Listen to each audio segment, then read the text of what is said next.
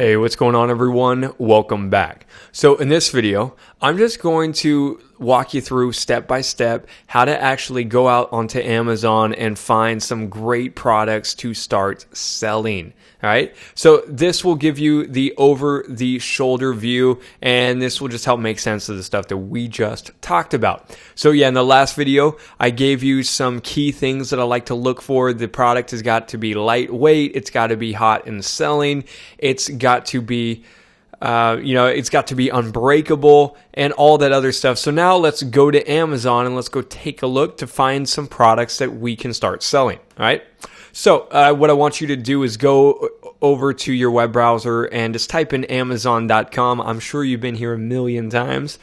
Now, once you're at Amazon, what I want you to do is go to where it says shop by department.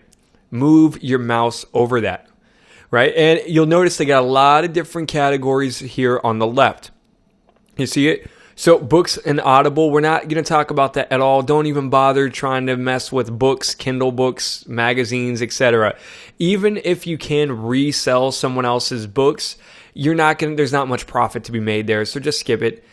Movies, same exact thing. Don't even bother with it. Electronics and computers, same thing. Let's just skip that section. There might be some good electronics in there that aren't really that breakable and that might be cheaper and that might not be taken over by big brand names.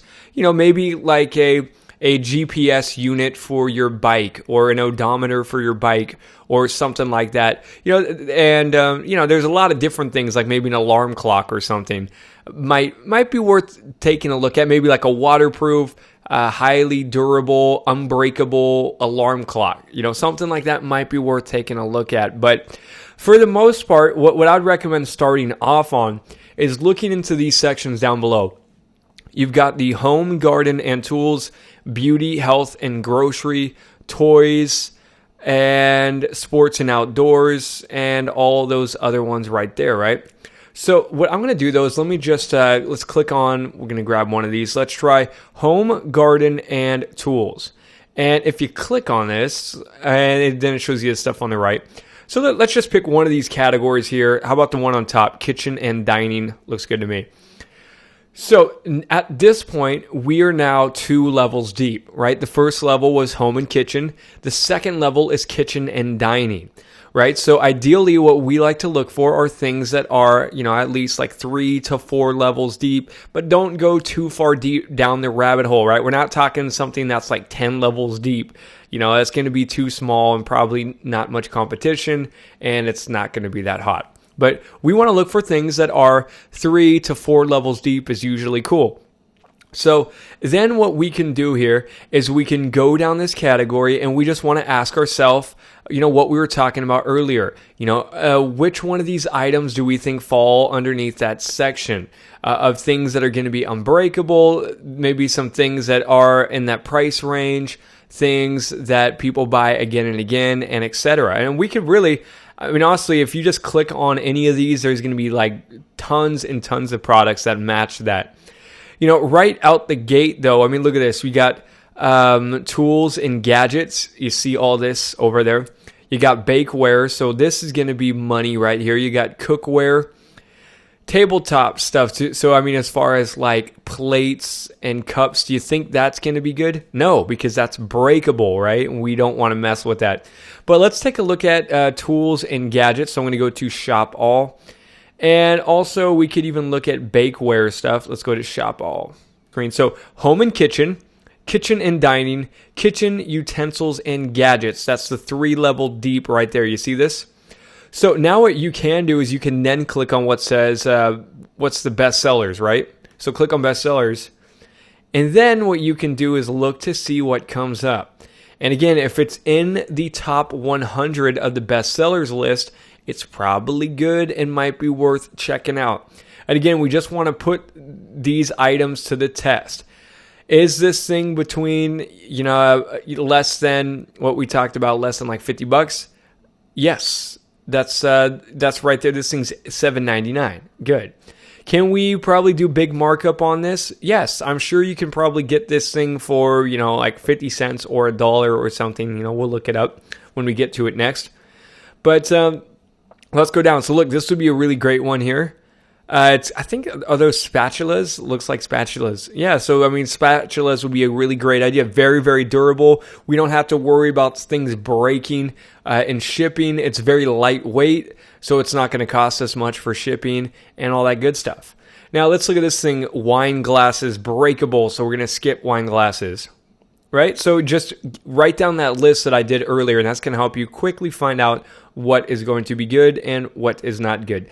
A blender, that's very breakable, and that's not exactly lightweight, so we'll skip that.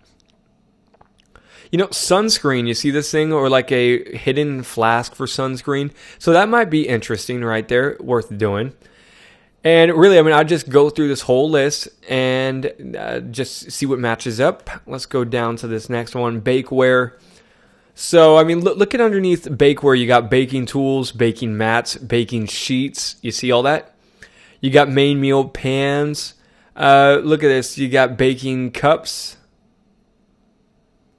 Look, how about cases for muffins? So the price on this, $13.88.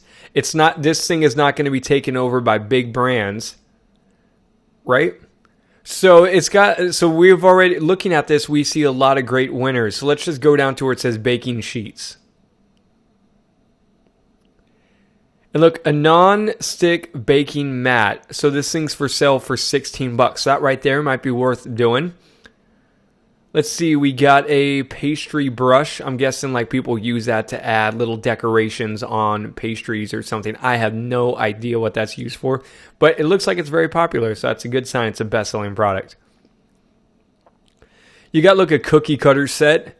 You got these cook sets, so these cookie sheets, $17. So again, like a lot of these products right here are all going to match those specs that we did earlier, right? And then what we do, let's just say, for example, if you've decided, hey, the baking mat set is what you want to do. So let's just double check. Let's go to, we'll go back here. Let's shop by department. And then let's just do a search now for baking mat set. Or, you know what, let's just say baking mat.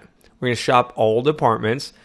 And we just want to look down here to see, again, the next question we want to ask ourselves is this thing owned and controlled by major brands? If it is, then that's a bad sign, right?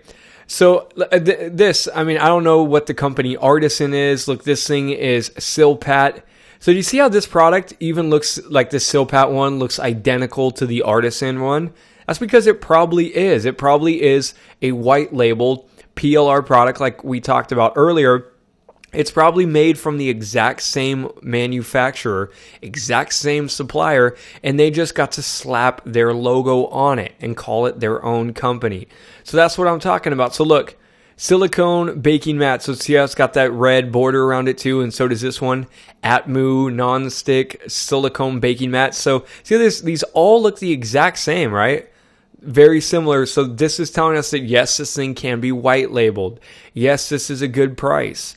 There's definitely competition here, but it's not like controlled by big fish, big name brands that you would recognize. So baking mat might definitely be a winner. All right. So that's simple. That is how you can find some winners. And really, like I was saying earlier, all you got to do now is go through Amazon, look through some of the different departments, home, garden, and tools, beauty, health, and groceries, toys, kids, and baby clothing, sports and outdoors. So baking mats, definitely going to be a winner. So let me give you another example of one that was hot. Now, earlier, I just saw a spatula, right? A spatula was a really great one because it's durable, it's lightweight, it's not going to break on you. It's also, we can probably do some big markup. Like a spatula, we can probably get the thing made for like 50 cents or $1. I mean, probably not even $1, probably more like 30, 50 cents or something. And then we could turn around and sell it for like $10, $15 or something like that.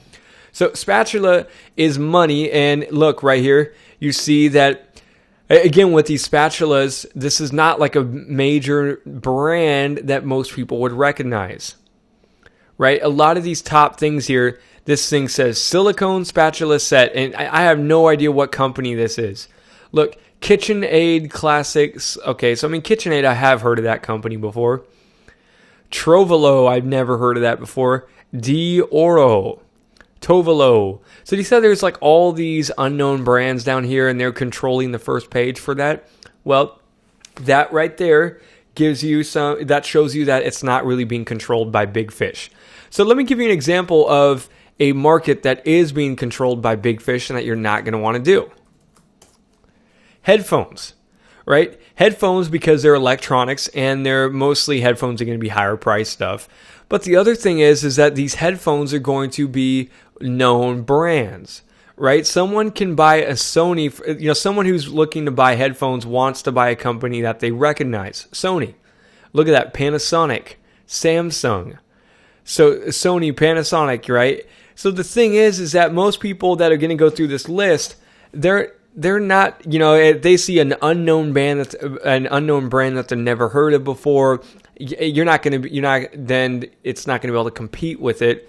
And not only that, you're just going to get murdered by these companies. So for that reason, stay out of something like headphones or, like I mentioned earlier, how about something like tablets?